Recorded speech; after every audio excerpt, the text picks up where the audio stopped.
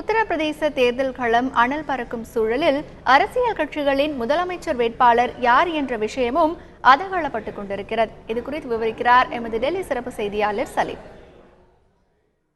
இந்த 5 மாநில தேர்தல்களில் மிக முக்கியமாக பார்க்கப்படுகின்ற பெரிய மாநிலம் என்று நாம் எடுத்துக்கொண்டால் உத்தரப்பிரதேசம். முதலமைச்சர் வேட்பாளர்கள் அப்படின்னு சொல்லி நாம் பார்க்கும் பொழுது முதல்ல சமாஜ்வாதி கட்சிக்குள்ளேயே நிறைய பிரிவினைகள் சண்டைகள் இருந்தன. ஆனால் இப்பொழுது முலாயம் சிங் யாதவே என்ன சொல்லிவிட்டார் அப்படின்னா, அகிலேஷ் யாதவ் தான் முதலமைச்சர் வேட்பாளர் சமாஜ்வாதி கட்சியை பொறுத்தவரை அப்படின்னு சொல்லிட்டார். ஏற்கனவே உத்தரப்பிரதேசத்தில் ஆட்சியில் இருப்பது சமாஜ்வாதி கட்சி என்பது குறிப்பிடத்தக்கது. அகிலேஷ் யாதவ் தான் உத்தரப்பிரதேசத்தின் முதலமைச்சராக இருந்து வருகிறார். இது சமாஜ்வாதி கட்சியை பொறுத்தவரை அவங்க இப்ப தெளிவடைஞ்சிட்டாங்க. இரண்டாவதாக காங்கிரஸ் என்ன சொல்றாங்க, ஷீலா தீக்ஷித் தான் முதலமைச்சர் வேட்பாளர் உத்தரப்பிரதேசத்தில் அப்படின்னு சொல்றாங்க.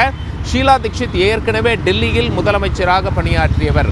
ஒருவேளை காங்கிரசுக்கும் சமாஜ்வாதி கட்சிக்கும் கூட்டணி வந்தால் ஷீலா தீக்ஷித் முதலமைச்சர் வேட்பாளர் கிடையாது, அகிலேஷ் யாதவ் தான் முதலமைச்சர் வேட்பாளர் என ஒரு புரிதலுக்கு காங்கிரஸ் கட்சியும் சமாஜ்வாதி கட்சியும் வந்துவிட்டார்கள்.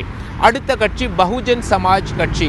மாயாவதி தான் முதலமைச்சர் வேட்பாளர், அவர் ஜெயிக்கிறதுக்கு அதிக வாய்ப்பு இருக்கணும் தகவல் சொல்லியிருக்காங்க. இது மட்டும் இல்லை, ஏற்கனவே மாயாவதி உத்தரப்பிரதேசத்தில் முதலமைச்சராக இருந்தவர் என்பது குறிப்பிடத்தக்கது. இப்படி எதிர்கட்சிகள்லாம் ரொம்ப தெளிவாக முதலமைச்சர் வேட்பாளர்கள் யார் என்று அறிவித்துவிட்ட நிலையில் பாஜக மட்டும் முதலமைச்சர் வேட்பாளரை அறிவிக்கவில்லை. நரேந்திர மோடி அவர்களின் இமேஜை வைத்து பாஜக களத்தில் இறங்கி இருக்கிறது.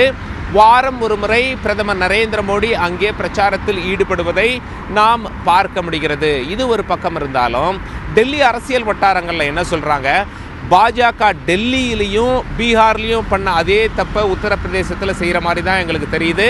டெல்லியில் கடைசி நேரத்தில் கிரண் பேடியை களத்தில் இறங்கினாங்க முதலமைச்சர் வேட்பாளர் அறிவிச்சு.